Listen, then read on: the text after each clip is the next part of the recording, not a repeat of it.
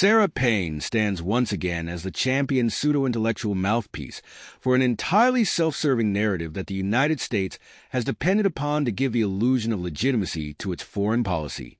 She is emblematic of a broader intellectual dishonesty, a persistent and deliberate falsification of history, strategy, and policy to serve the interests of American hegemony. But in firing this narrative forward into the world as a justification for intervention, occupation, and domination, she and those like her have also ensured that it became the very poison now crippling U.S. strategic capability. The U.S. cannot sustain, cannot win, and cannot formulate an effective policy because every action it takes is still rooted in the same short-sighted axioms that should have been discarded generations ago. The most devastating and foundational lie of this intellectual charade is the comparison between so-called functional European and Japanese state systems and the failed or non-functional Afghan and Iraqi states. This is the first catastrophic error in logic upon which the U.S. has staked its entire post-war strategy, an error that guarantees failure if victory is even a goal at all. The Afghan and Iraqi political structures are not naturally unstable, nor are they inherently failed states. Rather, they have been deliberately engineered to be perpetually destabilized since their artificial creations under foreign auspices.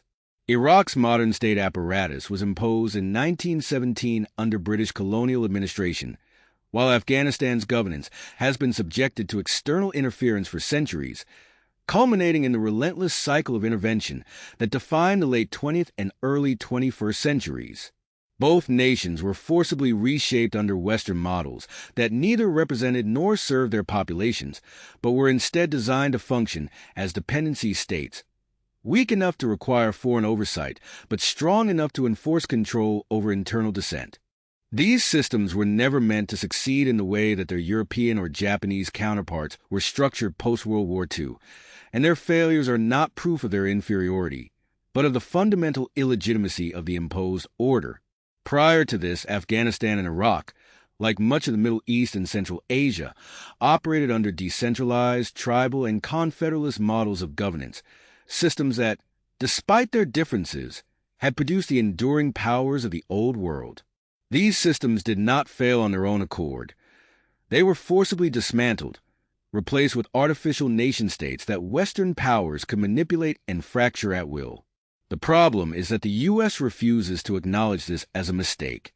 It is unwilling to recognize that the centralized, Western-style state is not the only model of governance, nor is it necessarily the superior one. But because the U.S. frames the concentration of power into a singular, centralized government as the only legitimate goal, it continues to impose systems that are both unnatural to these societies and strategically unsustainable. This is where the U.S. has damned itself. It cannot win in Iraq, Afghanistan, or any other interventionist venture because it refuses to recognize the reality of governance outside of the West's own preferred models.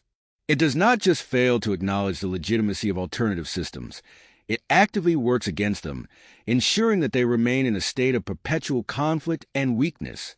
Every American strategic failure, from Vietnam to the Middle East, is rooted in this fundamental inability to see the world beyond its own ideological constructs.